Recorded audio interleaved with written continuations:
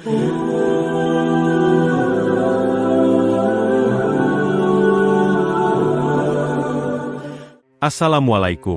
warahmatullahi wabarakatuh. Sahabat Mumtana, sebelum menyimak kisah cerita hari ini, saya sarankan untuk menulis sholawat kepada Nabi di kolom komentar. Semoga sholawat kita menjadi penolong kita kelak di padang mahsyar. Kami doakan semoga kalian mendapatkan rezeki yang barokah dan diberi kemudahan oleh Allah Subhanahu wa Ta'ala dalam menjalani kehidupan sehari-hari. Desa Sukamulya di Kabupaten Subang, Jawa Barat, sejak dulu dikenal sebagai desa agraris yang tenang. Hamparan sawah yang luas, udara sejuk, dan suara burung di pagi hari adalah bagian dari kehidupan sehari-hari warganya. Mayoritas penduduknya adalah petani dan buruh tani, hidup sederhana dan saling mengenal.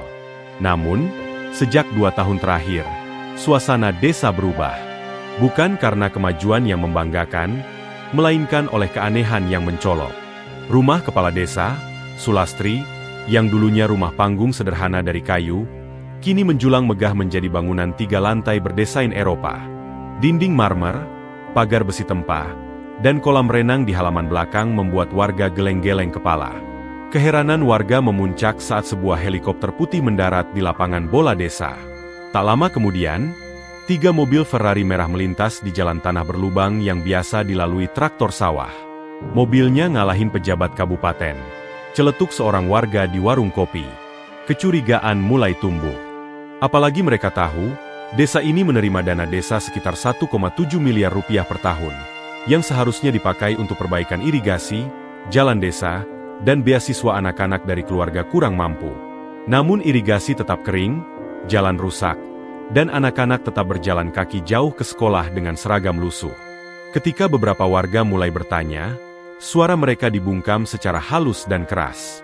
Bu Rina, guru PAUD yang dikenal vokal, sempat menulis kritikan di Facebook soal ketimpangan ini. Akibatnya, ia dipanggil ke balai desa dan ditekan untuk menghapus unggahannya. Sejak itu, ketakutan menjalar. Warga mulai memilih diam. Tapi Bu Rina tidak. Dalam diam, ia bersiap. Meskipun banyak yang memilih diam, Bu Rina tidak menyerah begitu saja. Sebagai seorang guru yang peduli terhadap masa depan anak-anak di desanya, ia merasa wajib untuk mengungkapkan ketidakberesan yang terjadi. Dengan penuh hati-hati, ia mulai mengumpulkan bukti-bukti penyalahgunaan dana desa yang sudah lama ia curigai. Setiap kali ada laporan kegiatan atau penggunaan anggaran, Bu Rina mengamati dengan cermat, mencari celah yang bisa membuktikan kecurigaan itu. Ia menemukan anggaran untuk pelatihan pertanian yang seharusnya diadakan untuk para petani, namun tidak ada kegiatan nyata. Selain itu, anggaran untuk perbaikan jalan desa yang rusak ternyata tidak digunakan sama sekali. Sementara itu, dana untuk kegiatan sosial dan beasiswa untuk anak-anak miskin juga tidak jelas peruntukannya. Bahkan, saat Bu Rina menyusuri laporan dari Dinas Pendidikan, ia menemukan bahwa sejumlah dana untuk PAUD yang dikelola oleh kepala desa malah lenyap begitu saja. Bu Rina mulai menyusun laporan-laporan itu dalam file-file terpisah, dengan data yang sudah dilengkapi foto, dokumen, dan rekaman wawancara dari beberapa warga yang bersedia berbicara. Dengan hati-hati, ia memutuskan untuk mengirimkan laporan tersebut ke Gubernur Jawa Barat, Deddy Mulyadi, melalui email. Bu Rina tahu itu adalah langkah berisiko, tetapi ia merasa tidak ada pilihan lain. Kalau bukan sekarang, kapan lagi? Gumamnya. Tak disangka, malam itu juga, emailnya dibaca oleh Gubernur Deddy Mulyadi. Deddy, yang dikenal dengan gaya kepemimpinan blusukannya, segera memutuskan untuk turun langsung ke desa Sukamulya tanpa pengawalan. Dana desa itu amanah rakyat, bukan buat gaya-gayaan, ujarnya dengan tegas, bertekad untuk menyelesaikan masalah ini dengan tangan sendiri. Pagi itu, warga desa Sukamulya dikejutkan oleh kedatangan sosok yang tak mereka sangka-sangka, Gubernur Jawa Barat, Kang Deddy Mulyadi. Tanpa rombongan resmi, tanpa pengawalan ketat, ia datang mengenakan iket Sunda dan sepatu sandal, berjalan kaki menyusuri gang sempit yang becek karena hujan semalam. Kabar kedatangannya cepat menyebar, membuat warga berbondong-bondong keluar rumah. Di sepanjang jalan, Kang Deddy menyapa warga satu persatu, mendengarkan keluhan mereka dengan wajah serius namun bersahaja. Ia melihat langsung kondisi jalan desa yang rusak parah, penuh lubang dan genangan air. Saluran irigasi terlihat kering dan dipenuhi lumpur. padahal seharusnya digunakan untuk menyuplai air ke sawah warga. Saat menyambangi gedung PAUD tempat Bu Rina mengajar, ia mendapati plafon yang nyaris ambruk, ket dinding mengelupas, dan anak-anak terpaksa belajar di luar saat hujan. "Pak, kami nggak pernah dapat bantuan apa-apa," ujar seorang petani tua sambil menunjukkan sawahnya yang mengering. "Tiap tahun katanya ada dana irigasi. Tapi irigasi mana, Pak?" Warga merekam semua kejadian itu. Beberapa anak muda menyiarkan langsung lewat media sosial. Video kedatangan Kang Dedi dan kondisi desa yang kontras dengan gaya hidup mewah kepala desa menjadi viral dalam hitungan jam. Komentar netizen membludak. Tagar bongkar dana desa mulai trending. Kang Dedi hanya mengangguk perlahan saat mendengar keluhan demi keluhan. Ia tak banyak bicara, hanya sesekali mencatat dan memotret. Namun sorot matanya tajam. Ia sudah tahu, apa yang disampaikan Bu Rina bukan isapan jempol. Hari itu, kebusukan mulai terbuka, dan semua mata kini mengarah ke Desa Sukamulya. Sore harinya, Balai Desa Sukamulya mendadak penuh sesak. Warga dari berbagai RT berkumpul, sebagian berdiri di luar karena tak kebagian tempat duduk. Spanduk dan poster buatan tangan terpajang di dinding dan tiang bambu. "Uang rakyat bukan buat Ferrari, kembalikan hak kami," dan "berantas korupsi dari desa." Suasana begitu panas, namun tertib. Mereka datang bukan untuk membuat kerusuhan, tapi menuntut keadilan. Di podium darurat yang didirikan dari meja-meja kayu dan sound system pinjaman musola, Kang Dedi berdiri tegak. Ia mengangkat tangan, meminta tenang. "Hari ini, saya tidak datang sebagai pejabat. Saya datang sebagai warga Jawa Barat yang ingin mendengar langsung suara rakyat," ucapnya. Tepuk tangan membahana. Tiba-tiba, dari kerumunan, Pak Ujang, Ketua RT 05 yang selama ini dikenal pendiam, maju perlahan. Tangannya menggenggam sebuah map lusuh berisi berkas. Dengan suara sedikit gemetar, ia membuka isi map itu. Fotokopi tanda tangan warga yang dipalsukan, laporan kegiatan desa yang tak pernah terjadi, serta kwitansi pengeluaran fiktif yang disalin dari tahun-tahun sebelumnya. "Ini bukti. Saya diam bertahun-tahun, tapi saya nggak kuat lagi lihat warga ditipu," katanya pelan. Seketika, ruangan riuh dengan sorakan dan air mata. Bu Kades Sulastri berdiri, berusaha membela diri. "Itu fitnah. Semua sudah diverifikasi BPD," katanya. Tapi tak ada yang percaya. Wajahnya memucat ketika beberapa warga berteriak, "Balikin uang kami, penjarakan Bu Kades." Kang Dedi tetap tenang.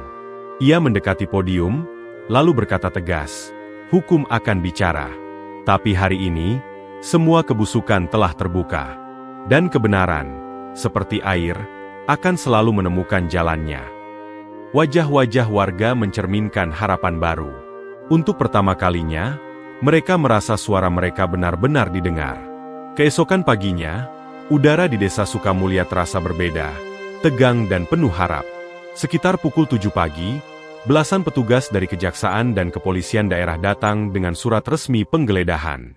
Dipimpin langsung oleh tim khusus yang dikirim gubernur, mereka menuju rumah mewah Kepala Desa Sulastri yang kini dijaga ketat oleh aparat. Warga berkerumun di kejauhan, menyaksikan jalannya penggerebekan. Garasi rumah dibuka, dan satu persatu mobil mewah dikeluarkan. Ferrari merah, kuning, dan putih, disusul SUV hitam yang sering terlihat melintas di jalan desa. Semua kendaraan langsung disegel dan dinaikkan ke truk pengangkut barang bukti. Beberapa warga bersorak kecil, sebagian hanya menghela napas panjang. Tak menyangka dana desa mereka benar-benar berubah menjadi simbol kemewahan yang selama ini hanya bisa mereka lihat di televisi. Teriakan histeris terdengar dari dalam rumah saat Bu Kades melihat mobil-mobil kesayangannya disita.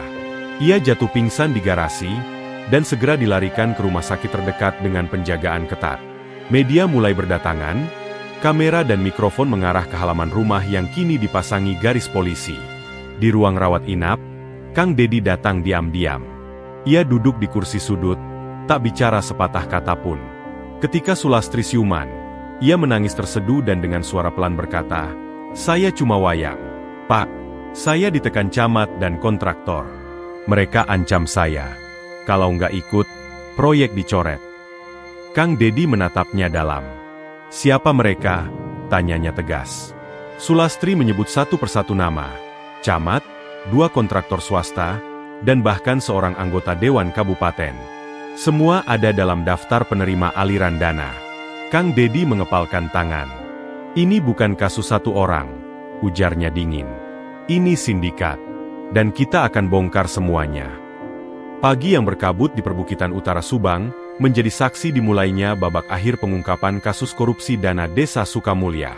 Berdasarkan pengakuan Kepala Desa Sulastri, tim gabungan dari Kejaksaan Tinggi, Polda Jabar, dan staf investigasi Gubernur Deddy Mulyadi bergerak menuju lokasi yang tak terduga, sebuah gudang tersembunyi di balik kebun pinus, jauh dari pemukiman. Gudang itu tampak biasa dari luar, bangunan kusam dengan pintu besi berkarat. Namun begitu pintu dibuka dengan paksa, semua mata terbelalak. Di dalamnya terparkir 3 mobil sport langka dan 1 helikopter pribadi, lengkap dengan logo kontraktor swasta yang sering disebut dalam laporan fiktif desa. Selain kendaraan, ditemukan lemari besi berisi dokumen transaksi, catatan aliran dana, serta puluhan CCTV yang merekam aktivitas di lokasi selama 2 tahun terakhir. Rekaman menunjukkan keluar masuknya beberapa pejabat, termasuk camat dan seorang anggota dewan, yang terlibat dalam pembagian uang hasil korupsi. Data transfer bank pribadi ke berbagai rekening luar negeri turut ditemukan, memperkuat dugaan adanya pencucian uang. Seorang penyidik senior berbisik pelan, ini bukan ulah satu kepala desa. Ini jaringan rapi dan sistemik.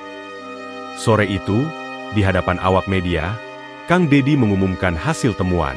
Kepala Desa Sulastri resmi ditetapkan sebagai tersangka utama, namun bukan satu-satunya. Belasan nama lain dari berbagai level jabatan turut terseret. Warga Sukamulya berkumpul di balai desa, menonton siaran langsung pengumuman itu lewat layar proyektor. Rakyat berhak tahu. Dana desa adalah hak rakyat, bukan untuk rakusan segelintir orang, ucap Kang Dedi lantang. Sorak dan air mata haru pecah di kerumunan. Sebuah babak baru dimulai, dan keadilan mulai menemukan jalannya.